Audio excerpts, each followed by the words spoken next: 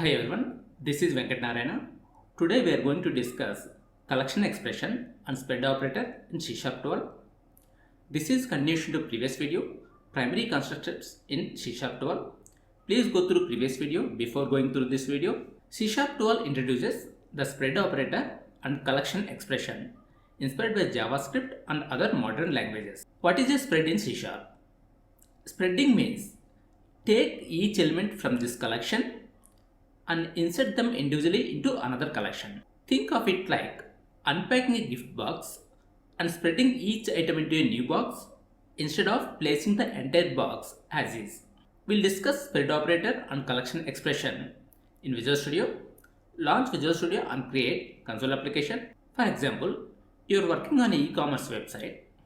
You want to combine prices from different sources like base prices, promotional prices, and extra charges like shipping tags. We'll discuss spread and collection expression before C# 12 and after C# 12. Declare three arrays. So here array names are base prices, promotion prices, extras, and it contains the values. Now we need to concatenate all the different prices using concat method. Here we'll use concat method using LinkQ base prices dot concat promo prices dot concat extras. So we need to convert to dot to array. Here we are converting all the prices to array. So we need to store it in the array. Declare array int final prices. So here we are concatenating base prices, promo prices, and extras, and later we are converting it to array using toArray method.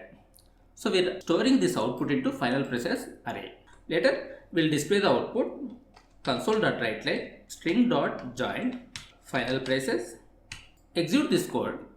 Here we get the output like 100, 200, 90, 180, 20, 30. Here we combine all the three arrays using concat method and LinkQ query. Here we declare three arrays.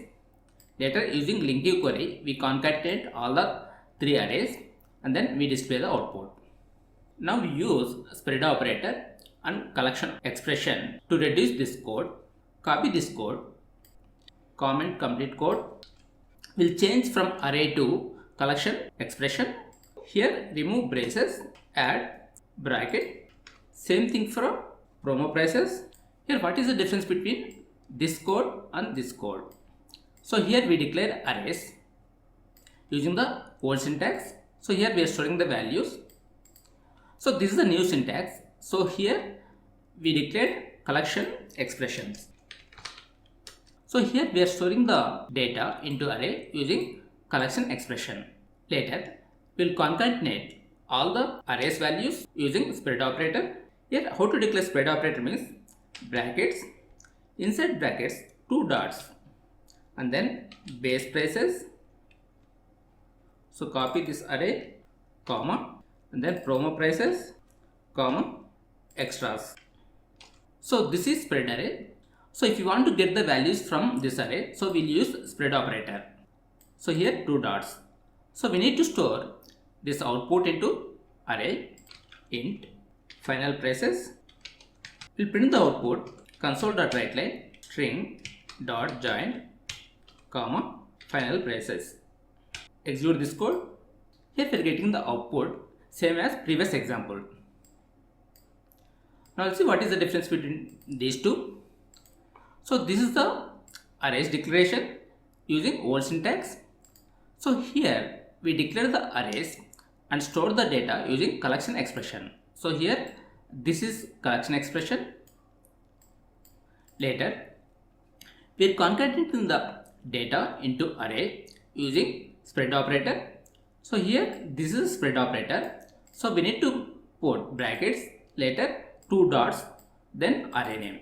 So like that we can add any number of arrays. So if you use spread operators, then no need to use LinkQ query and concat method. So here using spread operators we reduce this code. What are the advantages of collection expression and spread operator? The code is cleaner and shorter. No need to use concat or LinkQ. More expressive and modern. That's it for today. Thank you for watching. Have a nice day.